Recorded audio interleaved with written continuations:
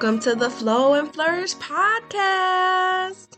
I am your host, Nicole Roan, and if this is your first time here, welcome to the Sister Friend community, which is the safe space to talk openly and honestly about the challenges we face while managing the competing priorities between our personal and professional lives.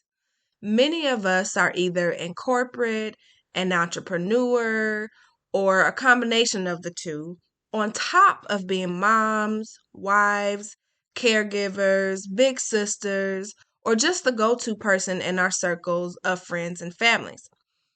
Having all that responsibility can leave you overwhelmed and depleted if you don't take inventory of where you're at on a regular basis. This podcast is here to help you get and stay in flow in 5 major areas that impact your ability to have balance between your personal and professional life and overall increase your capacity for sustainable success. Now, my philosophy is that when you flow effortlessly, you flourish tremendously. And when you do that, it allows you to show up in excellence in all areas of your life. If you haven't listened to the first 5 episodes, I recommend you go back and learn more about the 5 foundational pillars and how they all tie into helping you create balance in your life while wearing all the many hats that you do. You can also learn a little bit more about who I am, how I ended up in the podcast space, and why you want to join this community. Now, this week, we are closing out the Heart Flow series. Over the last 4 weeks, we've talked about how Proverbs 4:23 is really the centerpiece of this pillar. Above all else, guard your heart, for everything you do flows from it. So that means that what you say and do is a result of what's going on in your heart. We talked openly about those relationships that impact and pull on our heartstrings, from your relationship with yourself to the relationship with your children and or your significant other. Today, we are going to bring it back to you, my love. So yes, we're talking about you. Chances are that if you're here, you're likely the go-to person in your group of family and friends, aka the responsible one, aka the reliable one, aka the strong one. And you probably like and share the check on your strong friends meme when you see it because you know exactly what this feels like. As women, we often have this superwoman mentality, and wearing that cape all the time is both a gift and a curse. And I want to talk to you today from the angle of who's going to save the hero, meaning who takes care of you. Now, if you are a Beyonce fan, have you ever heard the song Who's Gonna Save the Hero? It's on her, I think I Am Sasha Fierce album from like 2011. If you have not, stop what you're doing and go listen to it now because it's literally the meat and potatoes of this episode. Now, I do have the link to the song with the lyrics on YouTube in the show notes, so make sure that you go check it out. My sister is actually the one who told me about it because honestly, I had never even heard it until about a year ago. And I can admit that I backed up off beat for a minute, so I hadn't listened to the entire album like I did all the other ones. But when I heard this song, though, it stopped me in my tracks and pierced my heart. I went through hell and back in 2019. And here Beyonce comes, putting it all in a song to capture exactly what I was feeling. I was like, damn, B. She talks about what many of us go through but don't acknowledge or even talk about. And that's being everybody else's crutch and how it takes a toll on you. You end up not sleeping at night. You're burying your feelings. And one day you wake up frustrated, realizing that you don't have a support system, that you are the support system. In last week's episode, I talked about having a sister circle and how that will be part of this week's episode, but I want to expand on that a bit. One of my good girlfriends, Lacey Fields, posed this question to me a while ago and asked me, if you're the EMT, who's going to stop your bleeding? So when you're in a hole, who's there to dig you out? Now, I call it my circle of influence. And yes, I did take part of that from the movie Meet the Parents. They had the circle of trust. I call it the circle of influence. Don't judge me. But seriously, who is in your circle of influence? Do you even have one? If not, today I'm giving you suggestions on how to identify and grow your support system.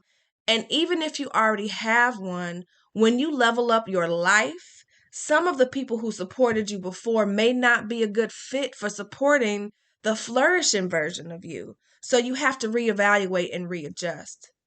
It sucks, it can be painful and difficult, but it's necessary and it's true. So we will talk about that too. And specifically, I'm going to focus on 3 areas.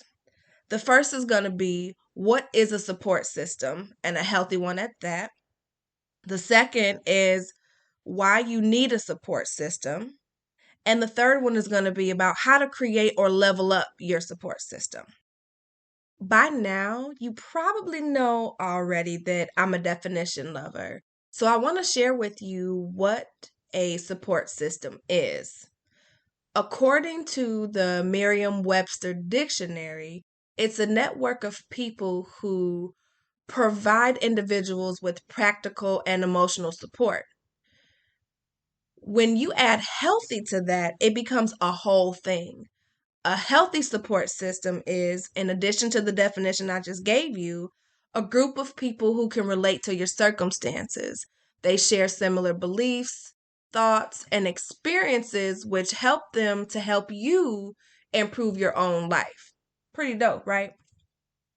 What I learned in doing this research is that there are 4 kinds of different social supports that each and every one of us need. The first is emotional support. This usually comes from close friends and family, and it's expressed in ways like love, empathy, trust, and caring. This is the one that I'm most familiar with because, yep, I'm an empath and I feel all the feelings and all the emotions all the time. The second one is instrumental support. And this is something tangible and useful that somebody does for you. It's like an act of service. For example, my husband just recently adjusted his work schedule so that me and the whole family could have a better routine, which includes me being able to work out at that boxing class I was telling you about in social media. Does that make sense? The third kind of support you need, and probably use more than you think, is informational support. Yes, that includes Facebook and IG if you use them for information. My mom learns everything off Facebook. And yes, I'm rolling my eyes. I'll be like, Mom, I have no idea what you're talking about. And she will be like, I seen it on Facebook, didn't you? Mama, you know what? I'm done talking about you, okay? I love you. Anyway, social support shows up as advice, sometimes both solicited and unsolicited, and it's suggestions and information you get from friends, family, doctors, your own research, and so on. Now, Lillian is my best friend in the whole wide world, and she is a huge source of information for me. We've been friends since we were 5, and I swear she knows everything. If I was on Who Wants to Be a Millionaire, she would be my phone a friend in a heartbeat. So it's always good to have people that you can count on for information as well. Now, the fourth area of social support is appraisal support. And I like to think about this like having a hype man at a concert, or the person or people who can literally change your day or mood just by walking in the room or from you hearing their voice. I am thankful because I do have a handful of these people in my camp, and they all meet different but similar needs for me. For example, my sister, I mentioned earlier in the episode, she is the one who can look at my face and see behind my smile that something is going on with me, no matter how hard I might be trying to be fake okay. She knows me like nobody else on this planet and will tell me to get it together and that she loves me in the same breath. She gives me that tough love, like, the Sour Patch Kids commercial. Have you seen it before? The one where they're like, first they're sweet and then they're sour. That's her, but in a good way. Because she's my little sister, I joke all the time and I call her my little big sister. And I don't know what I would do without her. So, this person or group of people, however it might look for you, will remind you of who you are and whose you are. They're kind of like the version of you that tells you it's okay to feel how you feel, but not to stay there too long. My people make me feel like get up, dust yourself off, and try again in my Leah voice, and they'll tell me you got this. Overall, this group is really the ones who help you by giving you useful information for self evaluation and self reflection. And they will tell you what you don't want to hear too, which, can we be honest, is sometimes the truth. We all need people in our friend groups and social groups that are able to be honest with us when nobody else can. Okay. So now that you know what the major support areas are, do you have support in each of these four areas? For me, it depends on the day of the week. I'm just kidding. But for real, do you know what you need?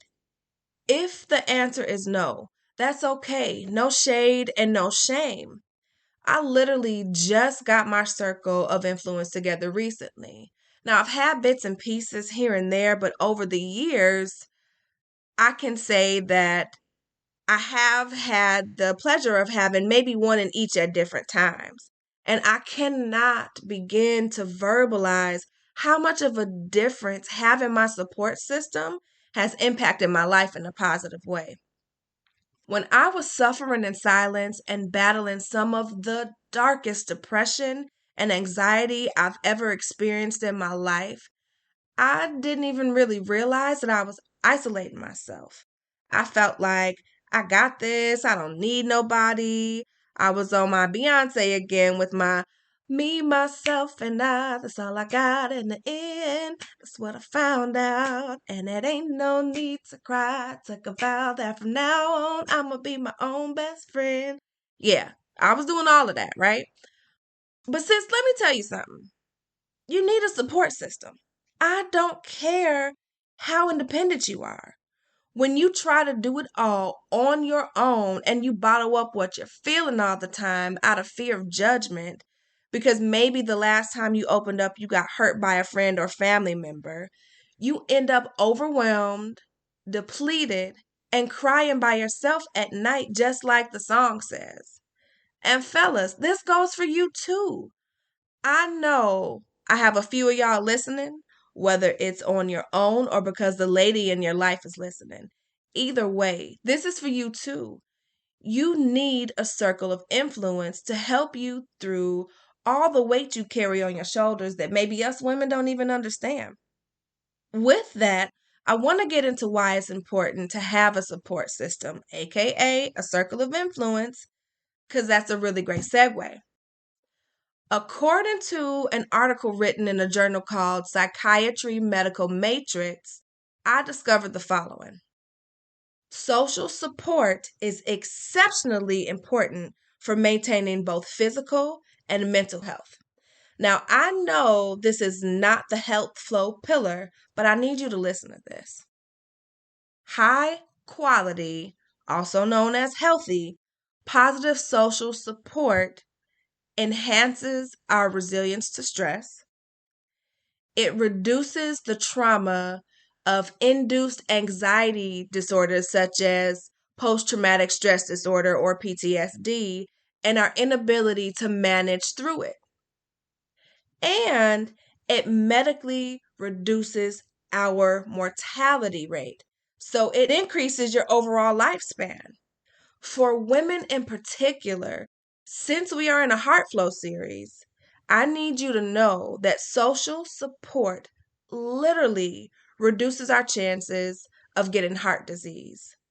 In the second episode, I shared with you that according to the American Heart Association, heart disease, which can be a heart attack, stroke, or heart failure, it is still the number one killer of women and the number one cause of 1 in 3 deaths among us. So having support can literally save your life. And if that's not enough of a benefit for you, I honestly don't know what to tell you. If you're one of those sitting back saying, well, eating healthy and exercising can save my life too, so I'm going to just stick to that. To that, I say, do you, boo. But this might not be the place for you. Because here, you really got to be able to get honest with what's going on in your heart and what you've experienced that's making you feel that way. And I'm not saying that you have to take every single piece of information that I give you and run with it, but at least be open to the facts. If you didn't want to create balance and increase your capacity, you wouldn't be listening to me, right? Exactly. Okay. So let's say you reach the conclusion that you don't really have a support system or that where you're at this point in your life, you need to reevaluate and readjust your circle. Like I said earlier, there is no shame in either situation, and that's what you're here for. Now, there are 3 actionable steps I want to share with you that you can take starting today to get what you need. You will hear me say over and over and over that you cannot fix what you don't face. So the first step is to really take inventory of what you have and what you don't.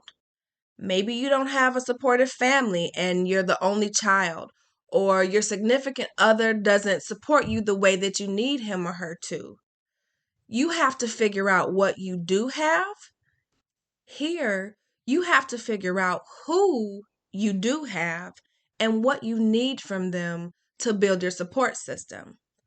And this goes for that existing circle too. Who I am today is not who I was 2 years ago, let alone 6 months ago. I've had to literally give myself permission to know that it's okay for my needs to change. And sometimes that means your circle changes too. I was going to say it's not personal, but it is, because who you are and who you're becoming is personal, and you have to be intentional about the company you keep. There are close friends and family members I have that I used to talk to every single day, but now it's more like once in a while. And it's not because I love them any less or that we fell out or anything like that. It's simply because what I need and the level of support needed for me to get where I'm going has shifted. And so I'm intentional about who I give my time to, and I'm okay with that. Right now, my focus is on myself and my family, just the 4 of us. And anybody or anything not in alignment with that has had to take a back seat. I have a 17-year-old who I'm preparing for college and adulthood, and I have a 5-year-old who just started school in the middle of a pandemic.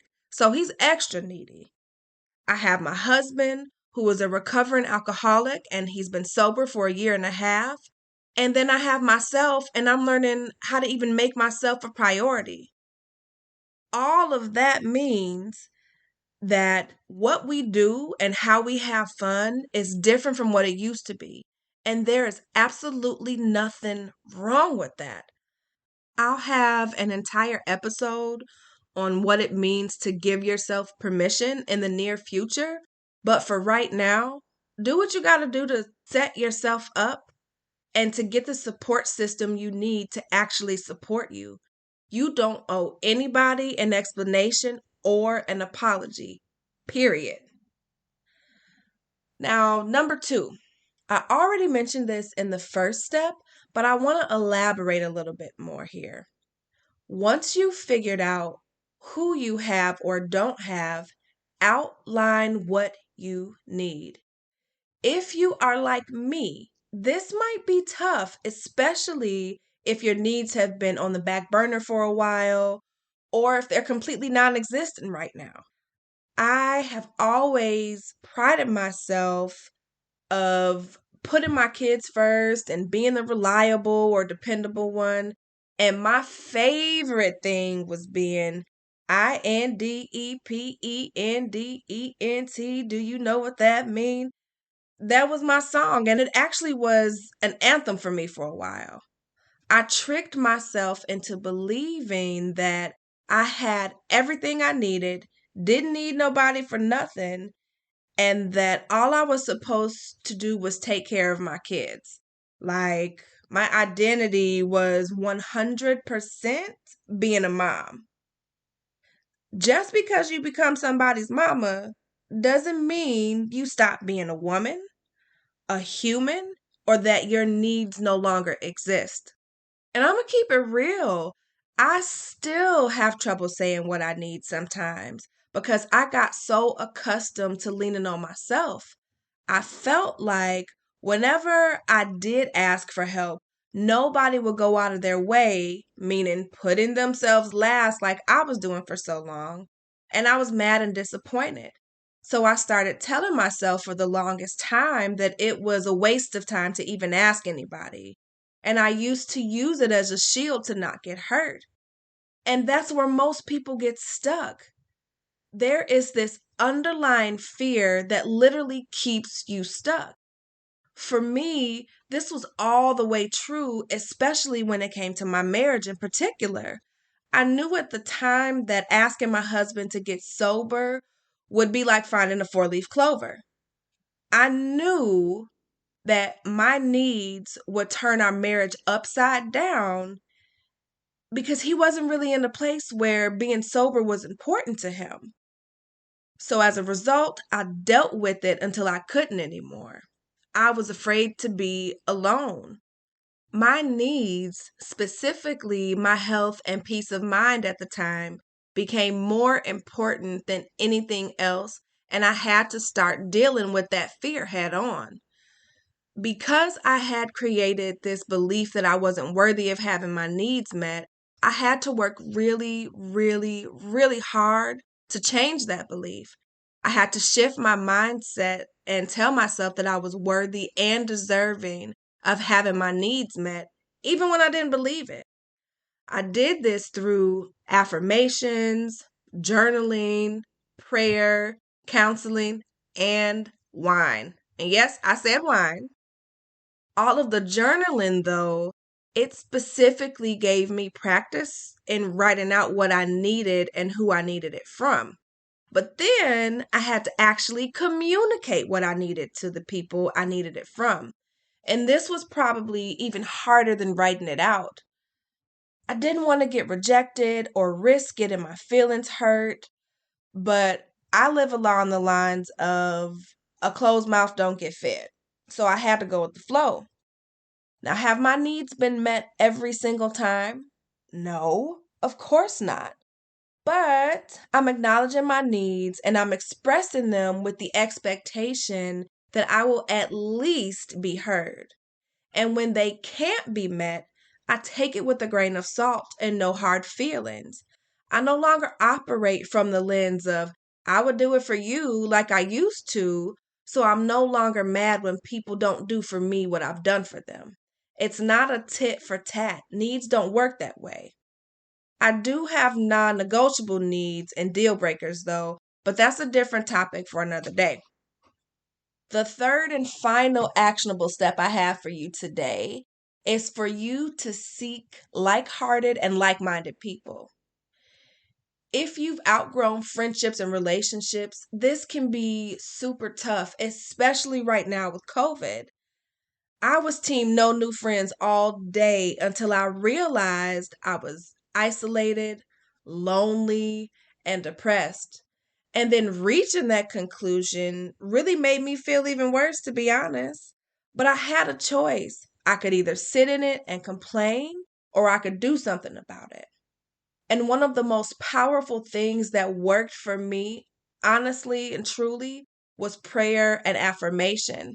I literally started praying and asking God to send me people that I could have meaningful relationships with that were like-hearted, like-minded, wanting to do some of the similar things that I had on my heart.